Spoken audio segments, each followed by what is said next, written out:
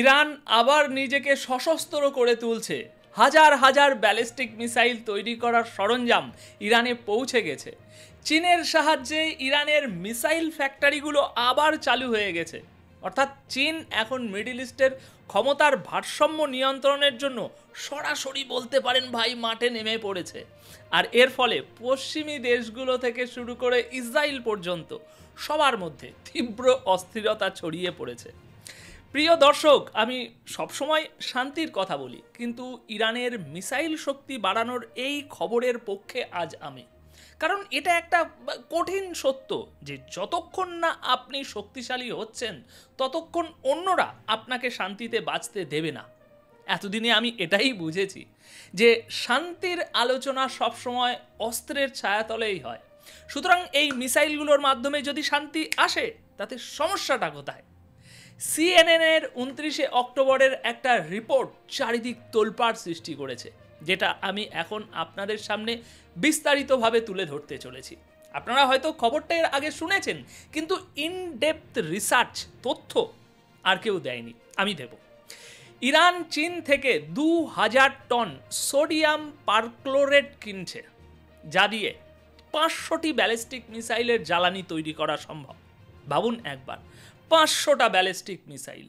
আর এই চুক্তিগুলো এমন একটা সময়ে হয়েছে যখন জাতিসংঘ নতুন করে ইরানের উপর নিষেধাজ্ঞা জারি করেছে, যার মধ্যে মিসাইল সংক্রান্ত কার্যকলাপের উপর কঠোর নিষেধাজ্ঞা রয়েছে। পশ্চিমী গোয়েন্দা সংস্থাগুলো জানাচ্ছে যে সেপ্টেম্বরের শেষ থেকে চীনের জাহাজগুলো ক্রমাগত ইরানের বন্দর আব্বাস বন্দরে ভিড়েছে এবং এমন জ্বালানি নিয়ে আসছে যা সরাসরি ইরানের মিসাইল প্রোগ্রামে ব্যবহার করা হচ্ছে।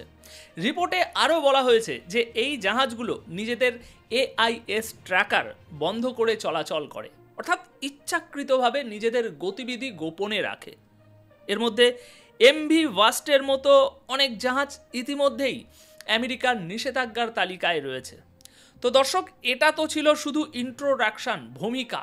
যদি আপনাদের এই পর্যন্ত ভালো লেগে থাকে তাহলে ভাবুন আমি এবার যে তথ্যগুলো দিতে চলেছি সেগুলো কতটা আকর্ষণীয় হবে। স্বাগতম দর্শক বন্ধুরা আপনাদের সকলকে। আপনারা দেখছেন এটাই রিয়ালিটি, আর আমি অনুপ বিশ্বাস। দেখুন, থাম্বনেলে যেহেতু ইরানের মিসাইল প্রোগ্রামের কথা লিখেছি, তাই আজ এই খবরটা, এই প্রতিবেদনটা সম্পূর্ণ ইরানকে নিয়ে। এটা একটা রিসার্চ ভিত্তিক শো, আর এই রিপোর্টটি মূলত সিএনএনের দ্বারা রিসার্চ থেকে তৈরি করা হয়েছে। দর্শক, গতকাল তেহরান থেকে খবর এসেছে যে ইরান চীন থেকে 2000 টন সোডিয়াম পারক্লোরেট কিনেছে। এই পরিমাণ উপাদান দিয়ে 500টা ব্যালিস্টিক মিসাইলের জ্বালানি তৈরি করা সম্ভব। চীন ও ইরানের মধ্যে এই চুক্তিগুলো জুনের সেই 12 দিনের যুদ্ধের পরেই শুরু হয়ে গিয়েছিল, যখন ইসরায়েল ইরানের মিসাইল লঞ্চারগুলো ধ্বংস করে দিয়েছিল বলে রিপোর্ট রয়েছে। সিএনএনের 29 অক্টোবরের রিপোর্টে প্রকাশ করা হয়েছে যে জাতিসংঘ নতুন করে জারি করা নিষেধাজ্ঞা সত্ত্বেও ইরান আবার তার মিসাইল শক্তিকে গড়ে তুলেছে এবং এতে চীন খোলাখুলিভাবে সাহায্য করছে। অর্থাৎ চীন শুধু ইরানকে কূটনৈতিক সমর্থনই দিচ্ছে না, বরং আমেরিকা ও ইসরায়েলের মতো শত্রুদের বিরুদ্ধে ইরানের সামরিক শক্তিকেও মজবুত করে তুলছে। দর্শক, চীন ও ইরানের এই গোপন মিসাইল অ্যাডভেঞ্চার ইসরায়েল এবং পশ্চিমী দেশগুলোতে চরম অস্থিরতা ও চাঞ্চল্য সৃষ্টি করেছে। সেখানকার মিডিয়া হাউসগুলো এই নিয়ে লেখালেখি ইতিমধ্যেই শুরু করেছে। আমেরিকার সিএনএন নিজেই এই রিপোর্টটি গতকাল রাতে প্রকাশ করেছে এবং আজ এটা সমস্ত বড় মিডিয়া হাউসগুলোর প্রধান খবর। ইরান তার চাল ছেড়ে দিয়েছে এবং চীন তার সাথ দিয়েছে। আসুন আরও একটু এগিয়ে দেখা যাক। ইরানের বন্ধু, রাশিয়ার শত্রু ইউক্রেনীয় মিডিয়া হাউসগুলোও 30 অক্টোবর এই খবরটি খুব বিস্তারিতভাবে ছেপেছে। আরবিসি ইউক্রেন লিখছে যে স্ন্যাপব্যাক নিষেধাজ্ঞা পুনর্বহাল সত্ত্বেও চুক্তিগুলো চলছে। পশ্চিমী গোয়েন্দা সংস্থাগুলো বলছে সেপ্টেম্বরের শেষে স্ন্যাপব্যাক মেকানিজমের অধীনে ইরানের উপর যখন পুরনো নিষেধাজ্ঞাগুলো পুনরায় কার্যকর করা হয়েছিল, ঠিক তারপর থেকেই চীনের বন্দরগুলো ওখান থেকে ইরানের বন্দর আব্বাস পোর্টে এই মাল পাঠানো হচ্ছে। প্রতিটি চালানে শত শত টন সোডিয়াম পারক্লোরেট থাকে। এই সোডিয়াম পারক্লোরেট হলো সেই রাসায়নিক যা সলিড ফুয়েল মিসাইলে ব্যবহৃত হয়। আর সলিড ফুয়েল মিসাইলের শক্তি, ক্ষমতা এবং গতি এতটাই বেশি যে তাকে ভেদ করা প্রায় অসম্ভব। সিএনএনের রিপোর্ট অনুযায়ী এই উপাদানগুলো সরাসরি ইসলামিক রেভলিউশনারি গার্ড কর্পস অর্থাৎ আইআরজিসি সেলফ সাফিসিয়েন্সি জিহাদ অর্গানাইজেশনের কাছে পৌঁছে দেওয়া হচ্ছে। রিপোর্টে আরও দাবি করা হয়েছে যে জাহাজগুলোতে করে মিসাইল তৈরির এই সরঞ্জাম পাঠানো হয়েছে তার মধ্যে পশ্চিমী গোয়েন্দারা 4টি বড় জাহাজের নাম প্রকাশ করেছে। প্রথম এমভি বাস্ট, এটি চীনের ঝুহাই থেকে রওনা হয়ে 29শে সেপ্টেম্বর বন্দর আব্বাসে পৌঁছায়। আমি আপনাদের বিস্তারিত তথ্য দিচ্ছি। দ্বিতীয় বার্জিন, এই জাহাজটি চীনের গাওলান থেকে রওনা হয়েছিল এবং এই মাসের 16ই অক্টোবর ইরানে পৌঁছায়। তৃতীয় ইলিয়ানা, এই জাহাজটি চাংজিয়াংকো থেকে যাত্রা শুরু করে এবং 12ই অক্টোবর ইরানের বন্দর আব্বাসে এসে পৌঁছায়। 4 আতাহান্তা, এটি লেহাং থেকে রওনা হয়েছিল এবং ট্র্যাকিং সিস্টেম বন্ধ করে ইরানে পৌঁছায় যাতে কেউ এটাকে শনাক্ত করতে না পারে। দর্শক, এই জাহাজগুলো প্রায়শই তাদের এআইএস ট্র্যাকিং সিস্টেম বন্ধ করে দেয় যাতে সমুদ্রে তাদের অবস্থান বা গতিবিধি ধরা না যায় এবং কেউ তাদের সম্পর্কে জানতে না পারে। এদের মধ্যে বেশ কয়েকটি জাহাজ আগে থেকেই আমেরিকার নিষেধাজ্ঞার তালিকায় রয়েছে।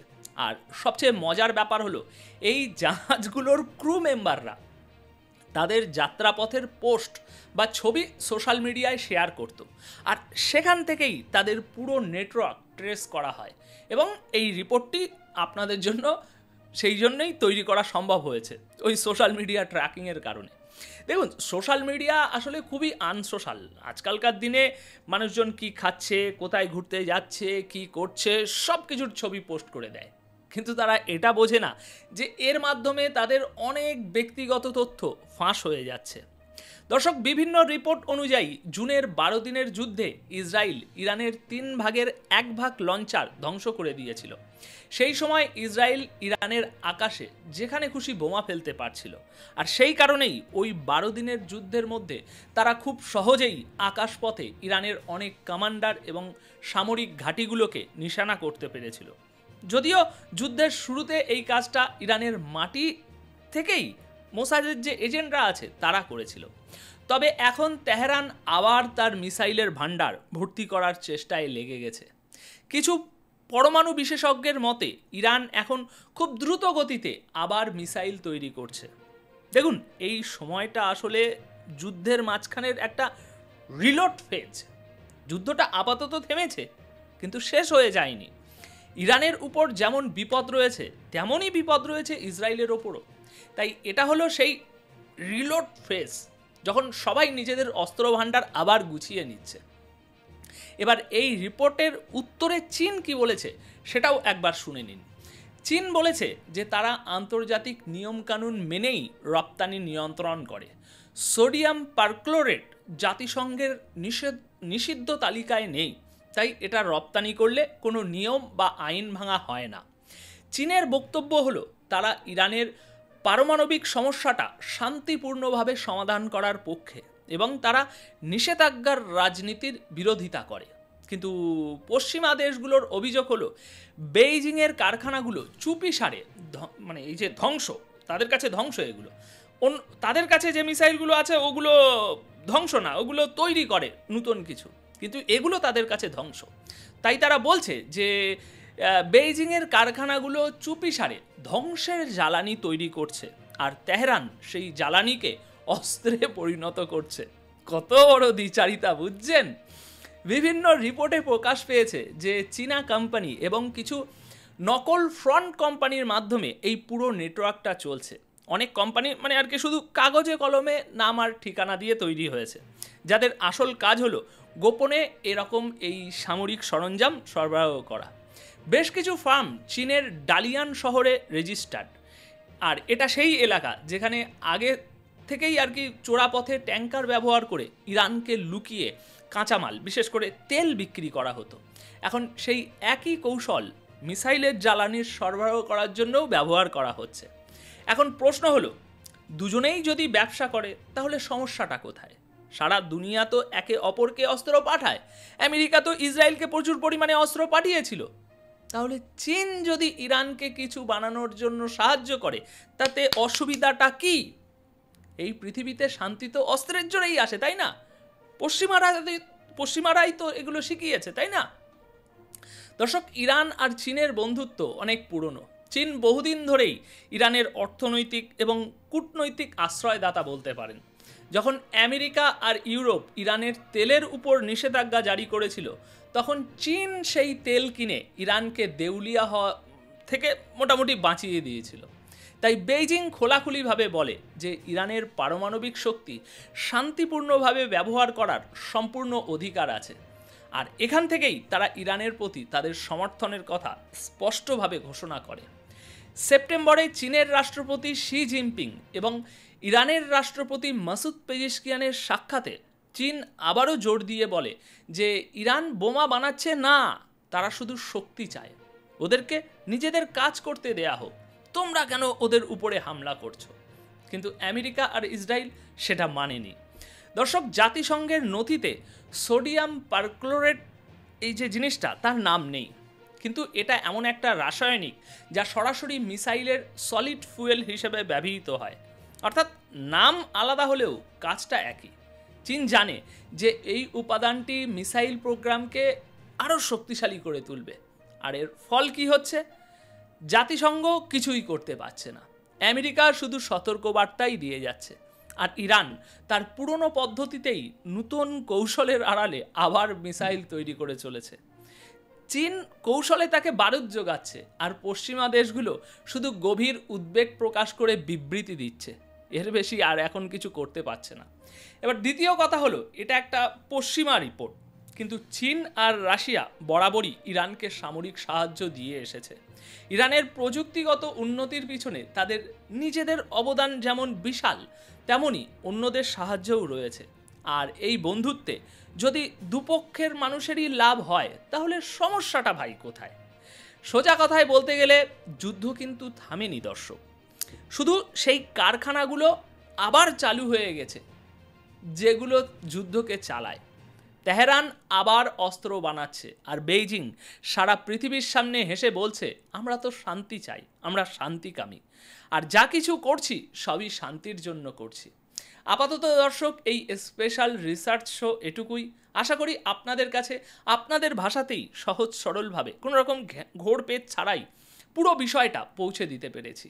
আশা করি আপনাদের ভালো লেগেছে। ভালো থাকবেন, সুস্থ থাকবেন। ধন্যবাদ আপনাদের সকলকে।